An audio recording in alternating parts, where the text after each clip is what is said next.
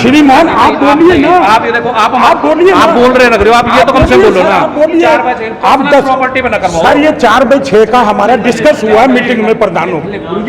Personal 4/6 का discuss हुआ प्रधानों की मीटिंग में, तय हुआ है। पूछिए, वही तो कह रहा हूँ मैं। आप मानते हैं पर्सनल अप्रूव किसने किया है? किसने तय किया है? प्रधान जी यार नहीं, ये तो नहीं कहते तय होना ही नहीं चाहिए। पर्सनल अप्रूव कंपनी ओनली सिर्फ कंपनी के जो वीवो ओप्पो है, जितने कंपनी के उनके होना चाहिए। जो पर्सनल प्रॉपर्टी है किसी को कोई ये नहीं लगना चाहिए।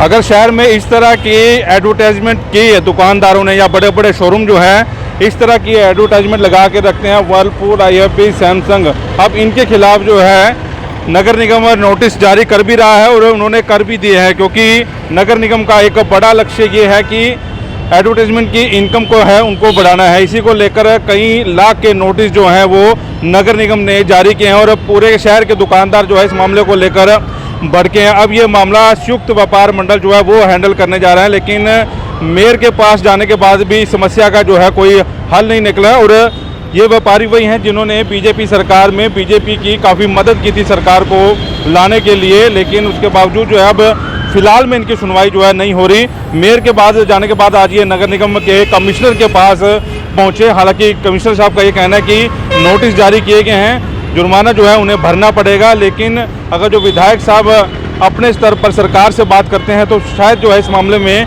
कुछ हो सकता है। आप ये लाइव जो है तस्वीरें देख रहे हैं, कमिश्नर साहब के साथ जो है मीटिंग चल रही है इन व्यापारियों की, अपनी बात जो है इनके सामने रख रहे हैं। लेकिन जब ये बात रखकर बाहर निकलते हैं तो ये दुकानदार जो है दो फाड़ जो है व्यापारी होते हुए नजर आए। एक व्यापारी संघ ये कह रहा है कि 2x4 के जो है बोर्ड वो लगने चाहिए और इनसे इसकी क्षमता को जो है बढ़ाकर जो है बड़े बोर्ड जो है यहाँ पर लगने चाहिए। लेकिन दूसरे दुकानदार, दूसरे प्रधानों का ये कहना है कि जो पूरी बिल्डिंग है उस पर जो है मालिक अपना नाम लिख सकता है, ऐसा प्रावधान जो है वो होना चाहिए। आप देखिए इन दो व्यापारियों के साथ जो है कैसे बहसबाजी चल रही है, उसके बाद जो है चर्चा करते हैं। श्रीमान आप बोलिए ना, आप ये देखो, आप बोलिए, आप बोल रहे लग रहे हो, आप ये तो कम से बोलो ना। बोलिए आप 10 प्रॉपर्टी पे ना करवाओ सर। ये 4/6 का हमारा डिस्कस हुआ मीटिंग में प्रधानों।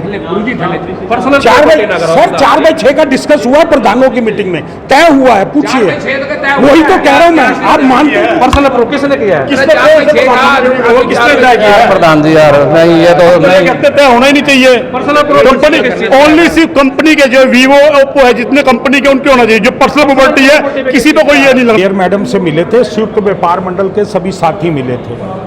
आज उसी की कड़ी में हम कमिश्नर साहब से मिले हैं, ADC साहब भी हैं हमारे पानीपत के।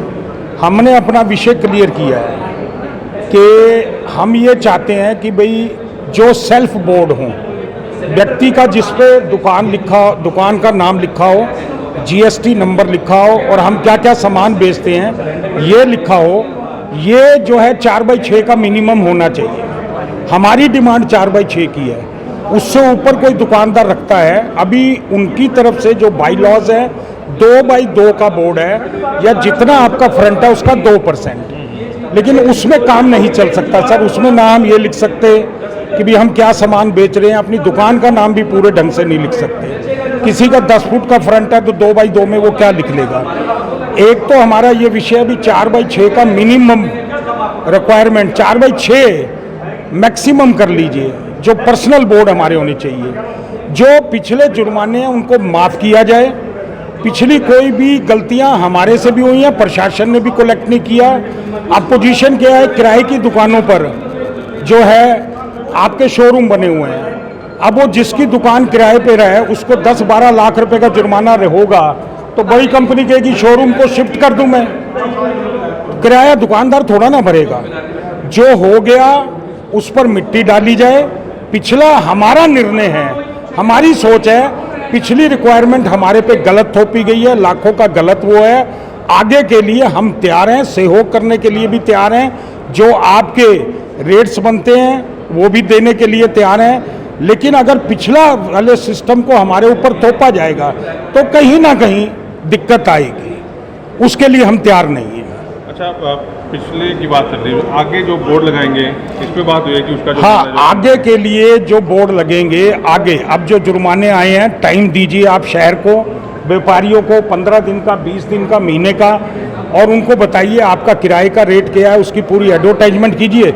जो दुकानदार कंपनीज हमारी हाँ करेंगी वो लगा लेंगे, कंपनी हाँ नहीं करेंगी तो हटा देंगे। अच्छा, विधायक साहब से नहीं मिले इस मामले में? अभी विधायक जी से अभी मेरा तो अभी बैठे हैं, अगर मिलने जाएंगे नहीं तो उनसे समय लेके उनसे भी पूरी मीटिंग करेंगे, क्योंकि कमिश्नर साहब का ये कहना है कि ये बाई लॉज को चेंज कर सकता है कैबिनेट की मीटिंग में ये बाई लॉज चेंज हो सकते हैं। मेरे को जो इंस्ट्रक्शंस हैं मैं वो आपको बता सकता हूँ।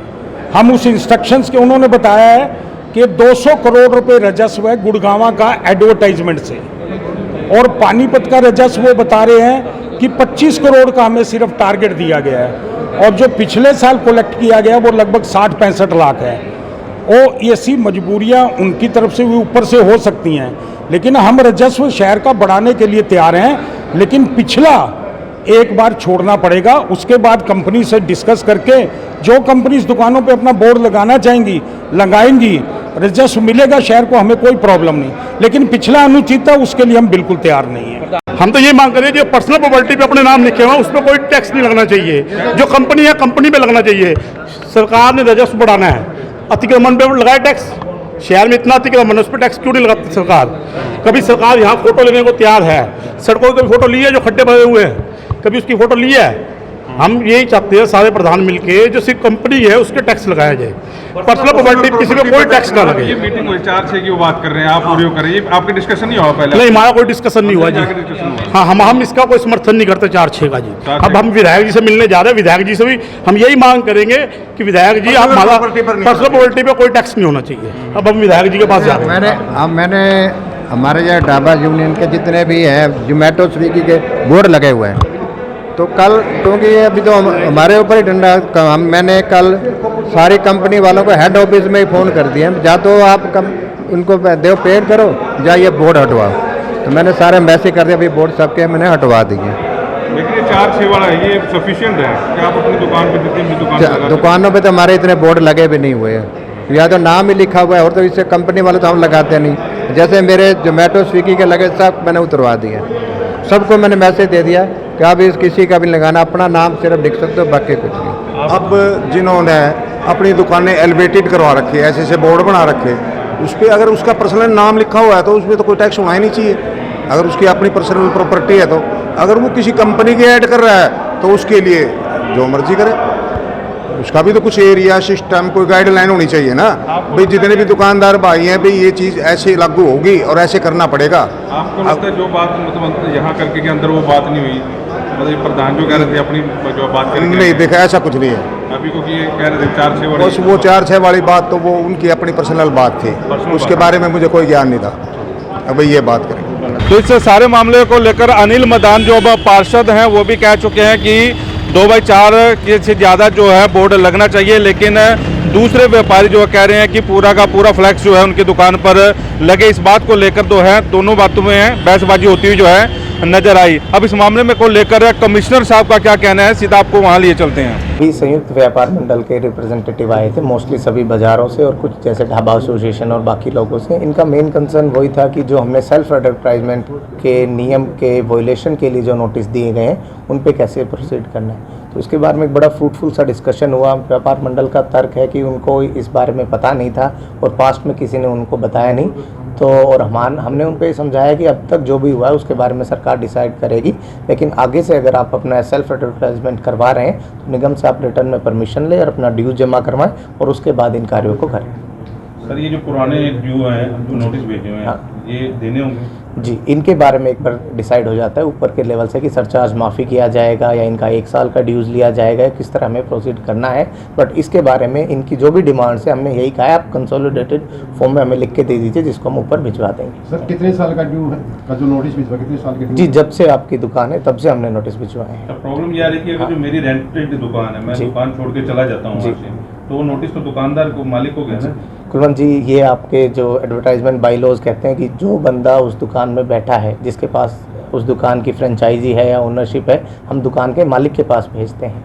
इसमें क्योंकि हमारा कंसर्न है जो परमानेंट स्ट्रक्चर आपने बना रखे हैं उसके अगर 2% एरिया से आप बाहर जा रहे हैं तब हम उनको नोटिस भेजते हैं। तो दुकानदार कितना बोर्ड लगा सकता है जी? इसके मैं आपके मीडिया के माध्यम से भी अनुरोध करूंगा कि एडवर्टाइजमेंट बाय लॉज है, जिसमें क्लियर कट ये लिखा हुआ है कि अगर आपकी दुकान का एरिया सपोज करो 100 स्क्वायर मीटर है तो उसके मात्र 2% एरिया में आप अपना नाम और अपना दुकान का GST नंबर लिख सकते हैं। इसके अतिरिक्त जो भी है वो सेल्फ एडवर्टाइजमेंट की श्रेणी में आता है, जिसका मतलब है कि आप प्रचार प्रसार कर रहे हैं अपनी दुकान का और इसके लिए आपको निगम को एक निर्धारित शुल्क देना होगा।